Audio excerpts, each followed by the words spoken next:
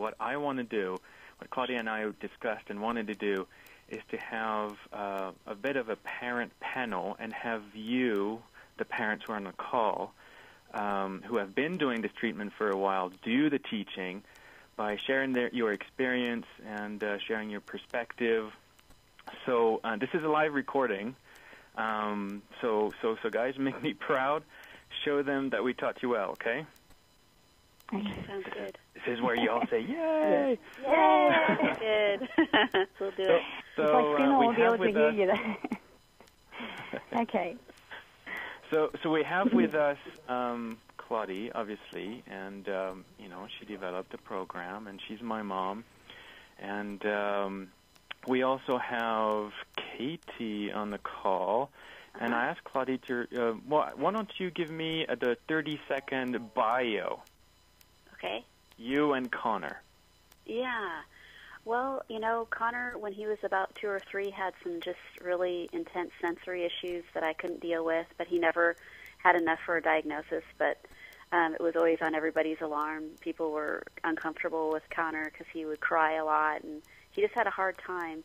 And then when he started to go to schools, when he just kind of collapsed, and the social worker at his kindergarten felt like he was autistic, and then I kept him home, and then I had him diagnosed, and they couldn't, he didn't have enough for a diagnosis, so it was very confusing. And I read Jenny McCarthy's book, and I learned about MAPS, and I just tried it, and within the first 2 weeks it started working, and I had never had anything like that just take off the minute I started using it, and he just was calmer for the first time, so it was just amazing. So, and then I was telling Claudia that that Connor had sort of the flu-like symptoms in the very beginning. Are you there, Sonia? Yes, I'm here. Here we go. Hello, Sonia. Hi, Claudia. How are you? I'm good. We are right now listening to Kathy. She's telling her story with Connor. So maybe you want to know that we have now Kathy with us and Alexandra from Australia. So we finally drew the link with the world. Nice. Sorry we interrupted you, Katie. Oh, Sonia, no, that's fine. in about 2 seconds, I'll ask you the same question. So get ready. I need the 30-second introduction of you and your little boy, okay? Okay. Okay. Yeah, he's just struggled with sensory problems. Since he was about 2 or 3, and just didn't like his environment very much, no matter what I did. And everybody noticed it, and I took him into early intervention. I think he was about 3.5, and he just didn't have enough symptoms for a diagnosis, so it was very frustrating. And when he started school is when I really noticed how much his environment bothered him, because I had been protecting him so much. And a social worker in his kindergarten, the first time he tried it felt like he was autistic, and then said that he couldn't be in the private school. And so I just took him home, and I learned about MAPS, and it just started working immediately in the beginning, and it wasn't even quiet. Like, it was, a fairly intense shift for Connor, just in terms of calm that he was able to experience for kind of the first time. So that's how it started, and then it just got better from there. Thanks, Katie. That's great.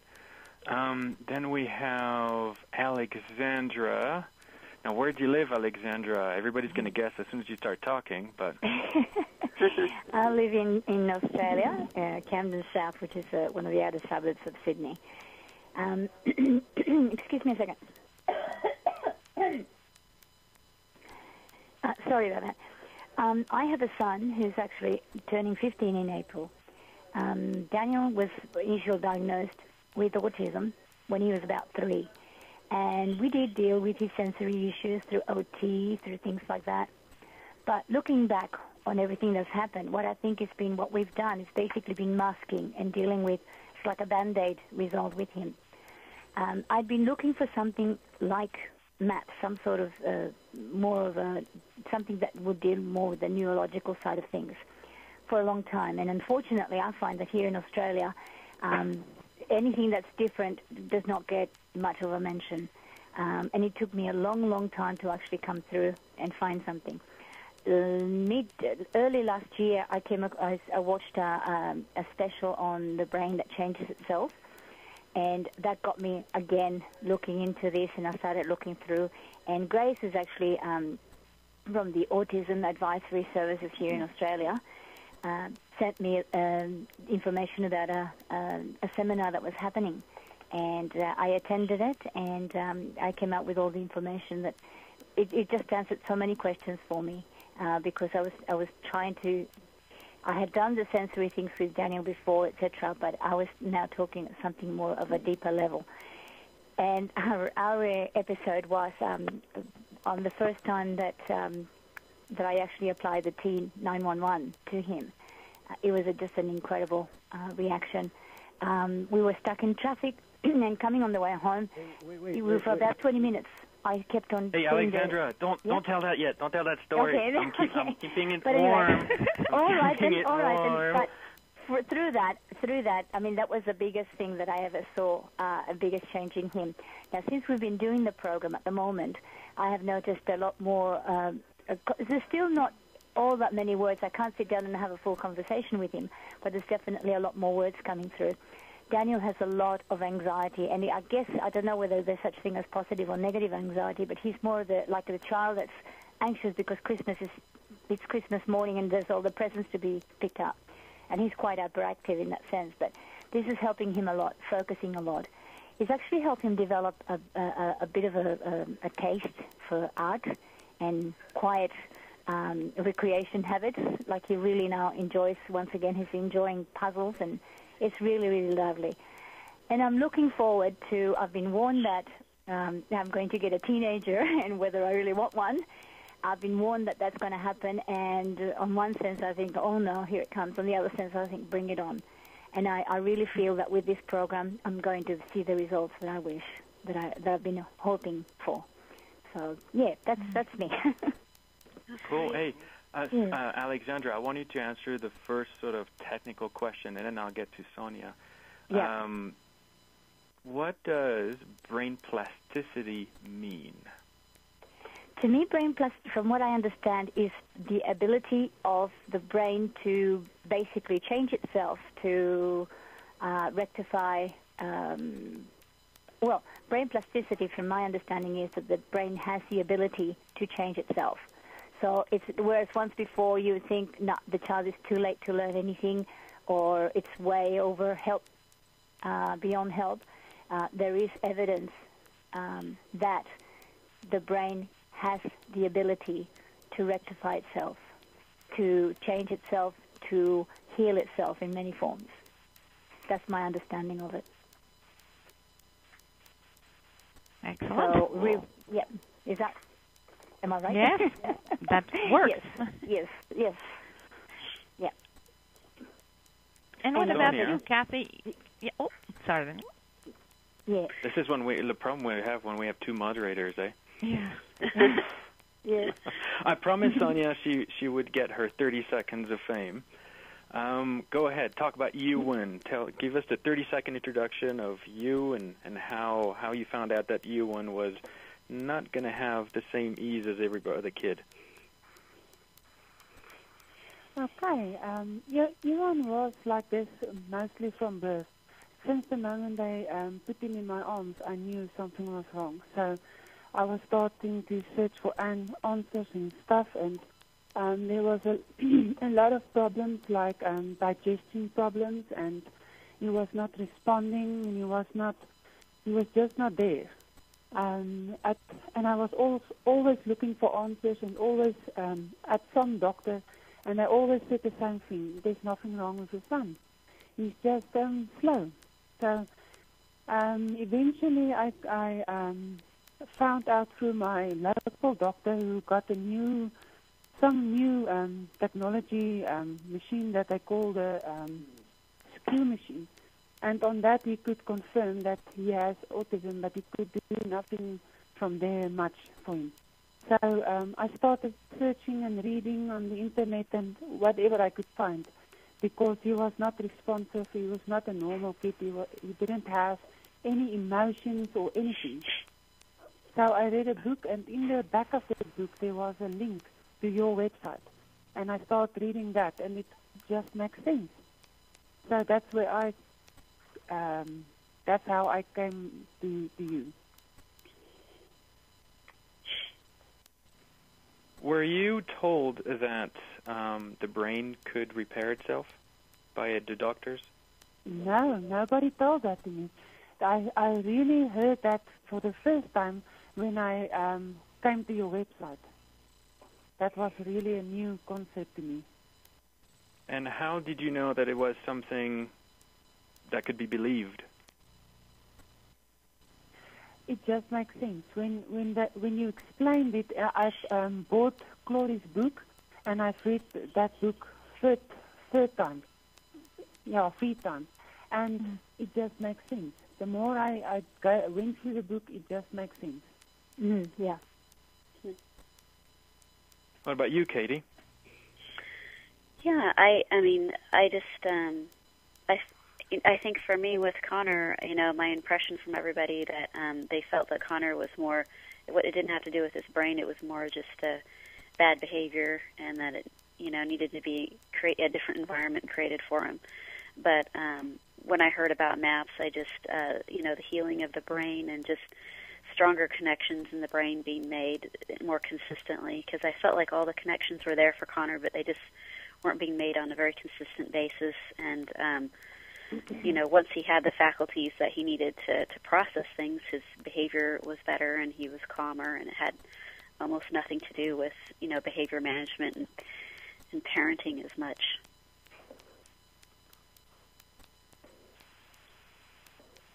Claudia? Yeah, I don't almost dare to ask questions now. I'm sorry. It's supposed to be your presentation, and I've been firing off. Go ahead.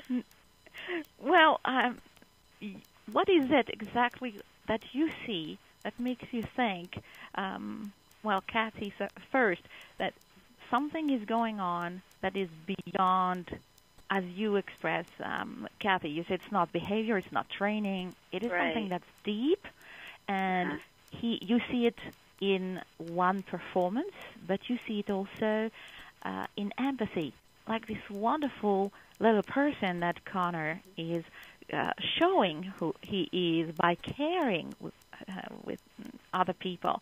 So what are the signs that tell you, okay, the brain is different? It's not just me telling him 10 times a day, do that.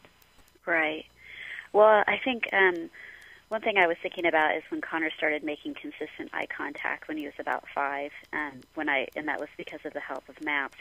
He would make eye contact very inconsistently, and once he could make eye contact, he could seem to be able to read my emotions and feelings, and we just started connecting so much more. And I just literally woke up one day and his eyes were locked on mine when I talked to him, and he was reading my facial expressions and mirroring those back and understanding me better.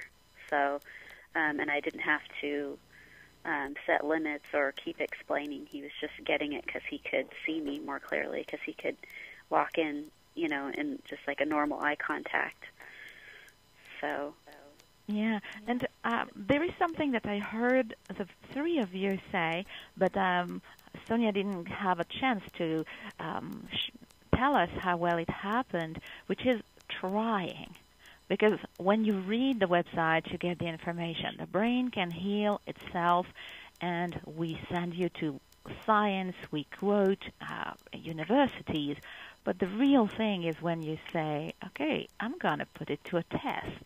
And this is what the 3 of you did. We stopped Alexandra in the fire. She is going to tell us how she tried the very first time.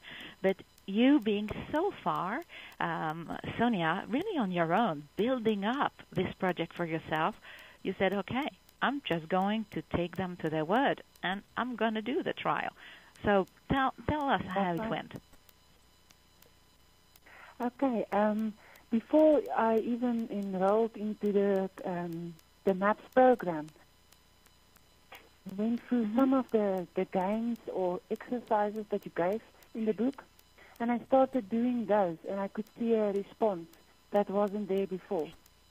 And after I enrolled for the free trial, I went and did the first exercise, and it was remarkable, the response that he gave after just one exercise. Because I had to do that first exercise where he put his hands in the water, and just after he took his hands out of the water, he started talking and telling me all kinds of things like if he never could have done that before, but now he has the words for it. It was just like some light went on. It was like someone who's waking up or something. It was just That's amazing. beautiful. So after the 2 weeks, you definitely said, okay, we have a project here. And I think that the three of you can confirm that what led you was hope and faith in your child. Like you never gave up, whatever bad prognosis. And in your case, Alexandra, you really had to wait much longer than the other ladies. You never stopped hoping, and you never stopped believing that your child could completely recover. No. To me, it made sense, as I said, because the reasoning behind, from what I understand, the reason behind the tantrum 911 is that it actually gets the dopamine levels up, the body calm down, etc. And these, from what I understand, are the essence of what actually starts to get the brain to change, to modify itself, to repair itself. And yes, you're right, Claudia, I hadn't given up hope. My son, as I said, is nearly 15, and I've always thought that there's been something there. He's always had snippets of things. He's had snippets of eye contact, snippets of words, snippets of this, but nothing that's been constant. And he's a fairly bright child.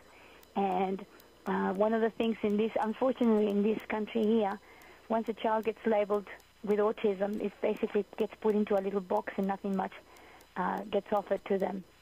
And so, therefore, if any information like this is around, it's really difficult for us parents to get across to it.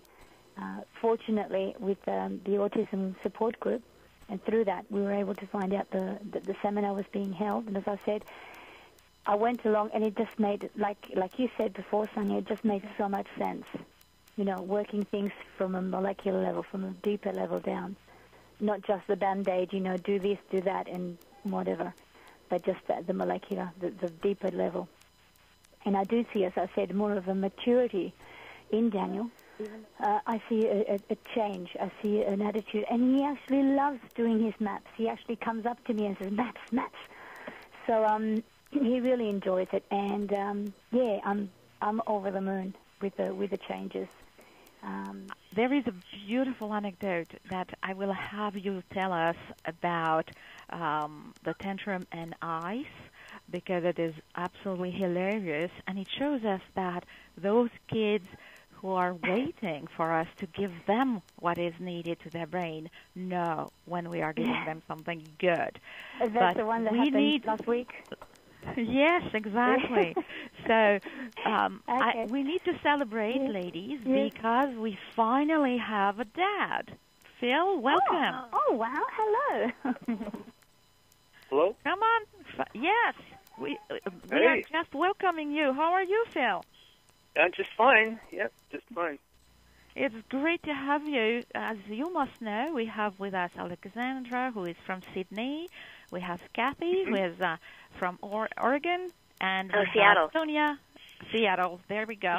And I have it all wrong. And Sonia is from South Africa. So where are you from? And give us a little 30 seconds of your story. Your story is very specific, very special, very different from those mothers. But I wanted you there because really we're talking about repairing the brain. So the problem doesn't matter as long as we repair the brain, right? Yeah, for sure. Okay, so tell us about you, Phil, and about Thomas. Well, we're here in southwestern Missouri in the United States, and Thomas was born about 5 years ago with severe brain damage. We don't know if it was before he was born the damage took place or he had a really rough birth. But irregardless of that, he cannot walk or talk. And we worked with him with the Glenn Domain program, and we got a little bit of success there. But then after a while, that just kind of came to an end, and then we discovered the MAPS program, and we've done 6 months with him now, and now we can get him to sit up. He's saying several more words. He says all done. He tells us when he's got the messy pants and stuff like that, and we can get him to stand on his own. If he's leaning on something, he'll stand upright. And he sits upright now on the edge of a bed. I sent Claudia a video of him the other day. And we've just been really excited. We've been working with him, and he's been coming around. Today he's a little under the weather, but he gets that way every now and then. We notice during the MAP sessions when he gets under the weather, I don't know if he sleeps a lot, and then the next day he's just a lot more alert, happier, and he's sleeping most of the night. Whereas before he'd wake up about every hour, keeping us up every, moaning and rubbing his hands together, typical of that type of child. And so, but with the MAP systems, we've been having a lot of fun with it, and he's been doing so much better and happier and everything too. And he also has been having far less seizures. He had a fever-induced seizure. Every time he'd get sick or teething, he would have a seizure.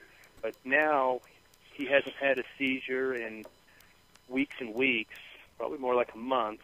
And he did get sick a few weeks ago with a fever, and he did not have a seizure, which is just unheard of with him. So, but how we got onto the MAP system? Roll back a little bit. We were watching some of the stuff on the internet about it, and Claudia explained how to stop seizures and with an ice cube. And we thought, well, that's rather interesting. We'll have to try it next time he has a seizure. And it was more like 20 minutes later, he had a seizure, and we're like, oh, great, here we go again. And usually we're working with him for hours, and so we used the ice cube, and it stopped the seizure in about 10, 15 seconds, and I was hooked. I sent an email to Claudia and stating how well that worked, and oh my gosh, we couldn't wait to get on board and get started with it. This is just such amazing to hear you, and you are not just any ordinary dad. Can you tell us how many children you have? We have 10 at home. Wow. And I get a lot of help from the kids too, And we also have a son.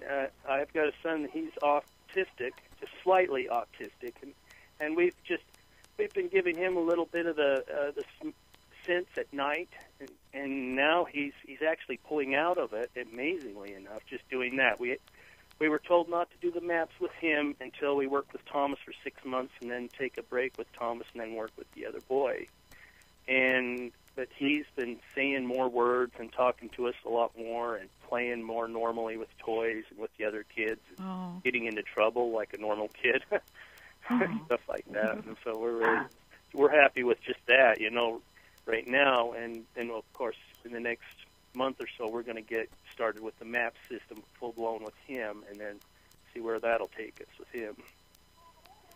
Yeah, well, I'm so happy you disobeyed my recommendation.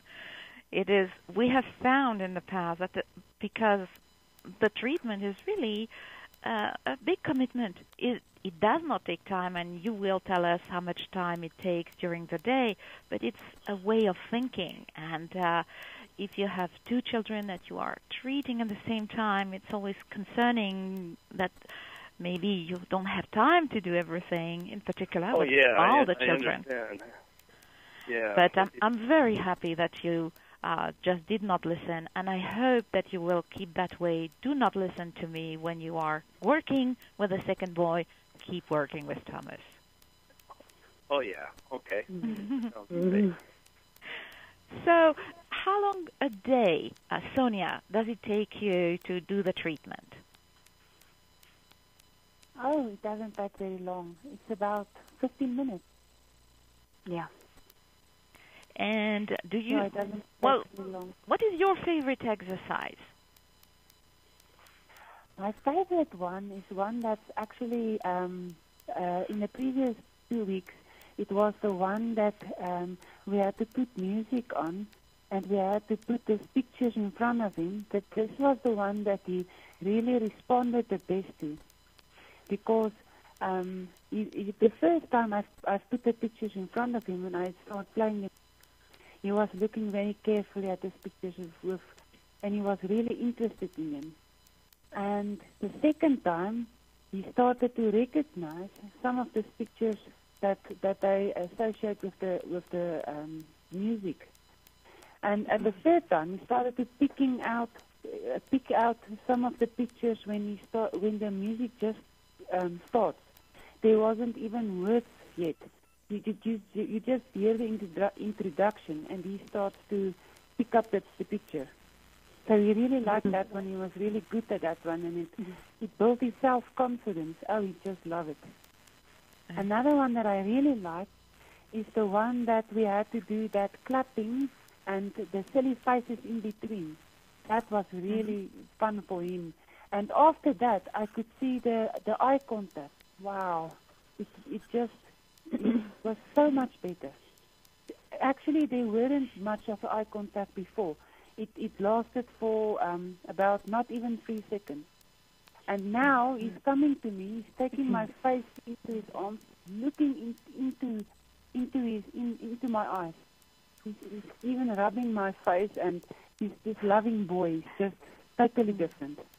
The one thing that I have a chance to explain to the parents when I talk with them, or when you, Sonia or Philip, when you receive your worksheet and there is some explanation, I try to transfer this message. The exercise does not repair. The exercise prepares the brain to fix itself. And the exercises that you describe, Sonia, are all short, maybe 2 minutes. But what they do, for example, the music and art, which I use a lot, simply because scientists such as Michael Meany or John Horvitz have proven that looking at something beautiful will increase your dopamine production. We prompt the brain to create more dopamine and connect that with producing more serotonin, included in quite sophisticated translation, like looking at a picture and giving it a meaning is quite delicate work for the brain, and then we let go. And these children that you work with, the 4 of you, well, they have to be left alone and just do their own thing so that the brain can start using the material. Do we agree on that? Yes. Yeah. What do you think, Kathy? Is that how you see it? I do, and I can actually, because Connor becomes quite, he really enjoys his downtime, and I can see that he's just trying to repair himself. Like his brain is just healing, and he's getting better in his quiet time. And have you noticed, Kathy, the comment Philip made? It is so interesting. Well, Philip, you came in late. What did you tell us about? Well, in fact, you told me off time about Connor today, Kathy. Yes. What about Connor? The fact that he was so tired today? Yeah, very tired today. He slept almost last night, 14 hours, I want to say, and it just seems like sort of like he's healing himself. His body is shutting down, and he's just giving himself a break, and he's moving into something different. And he's done that, I think, this is the 3rd time. The first was right when we started, and that was, he got quite sick, and then it left him as soon as it came. He was sick for a couple hours and slept a very, very long time, and then just woke up kind of calmer. So it's very interesting. Yeah. So, Alex, make us laugh. All of those moms know this protocol. Philip is using it for seizures.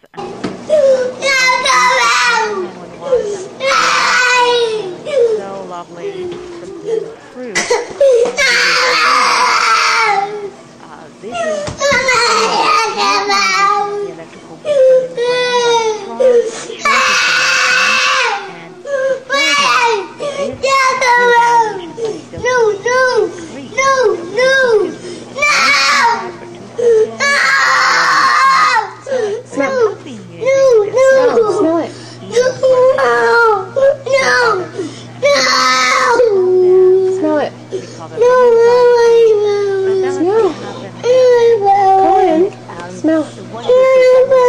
Smell it. Smell it. It's yummy. Go.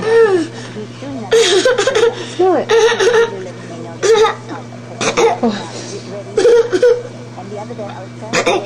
Is it yummy? Smell it. Here, hold it. Smell it. I told him where his clothes were. He usually knows where they are. He must have forgotten. He started getting frustrated. So he keeps on running backwards and forwards, getting frustrated. Red hot ears, you know. I turned around and said, Mom's got red hot ears too.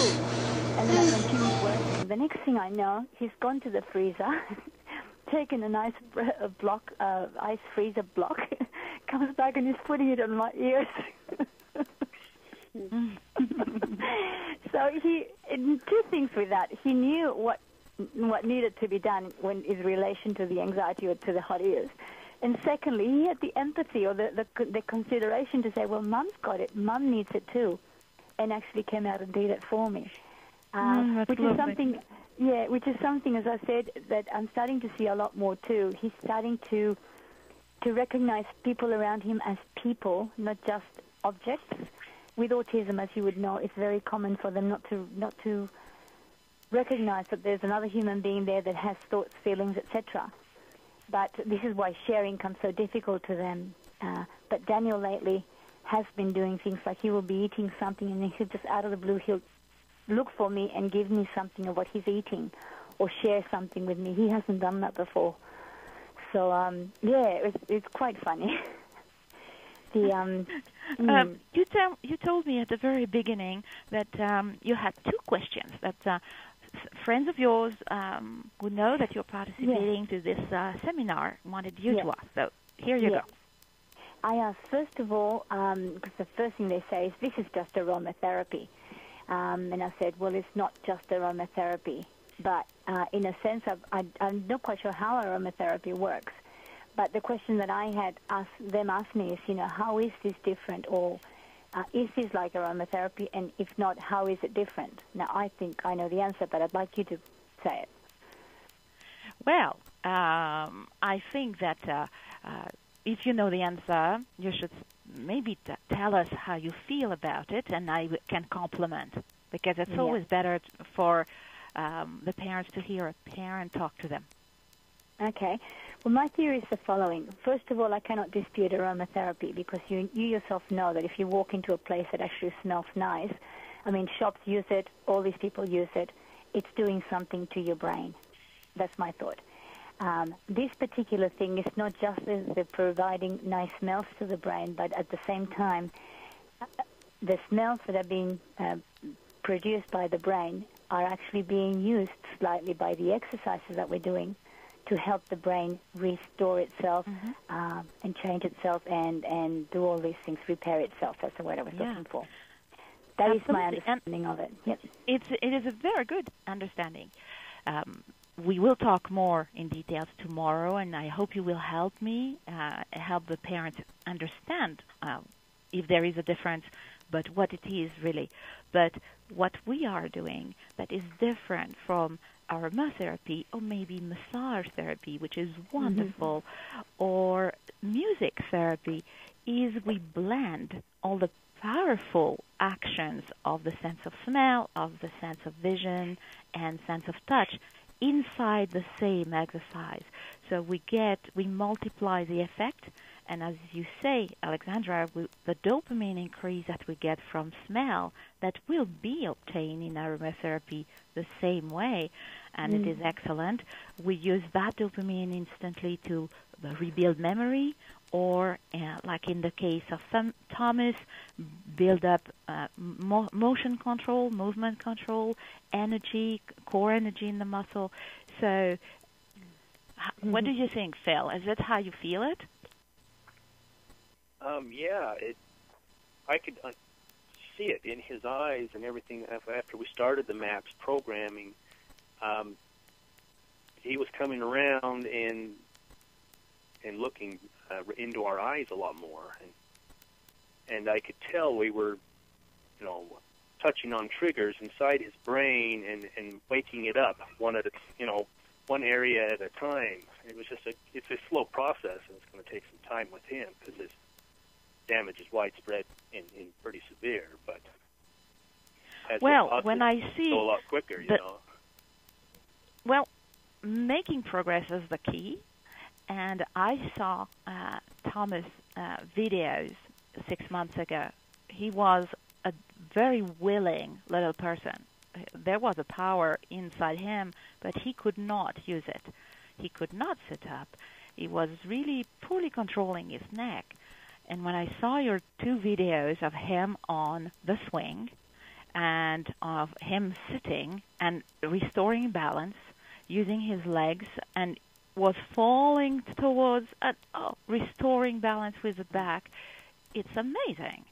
And this is something that he owns. You have not used artificial things around his body to make it happen. This is his own muscle, his own backbone, and everything is controlled by this brain that, as you say, you're restoring the connection, pressing on the buttons that are going to make things work, and the result is amazing. And, well, I hope we can have a chance at some point to show pictures of each other's children because they are so beautiful. Well, you can see my children online. They are beautiful, too. So, Sonia, what is the improvement you saw that makes you the most happy for your son? For yourself, I guess, but for him. What is the thing that is crucial that has happened that makes you the most happy for him? I would say he's acting more normal than ever. Lately, the last 2 weeks, he's really playing and he's really jumping on the trampoline, and then there's things coming here. He really keeps out the children, he keeps out the children, and he's going behind, trying to play. He really gets much happier than he was. He said there's a lot of stuff that's not there anymore, and he's a lot calmer and happier in all. Well, one question for the 4 of you, and we'll try to keep it organized so that you don't all answer at the same time, is who knew about serotonin before starting the treatment? If I can speak? Yes, go on. I knew of serotonin, but I didn't quite know its importance and its relevance.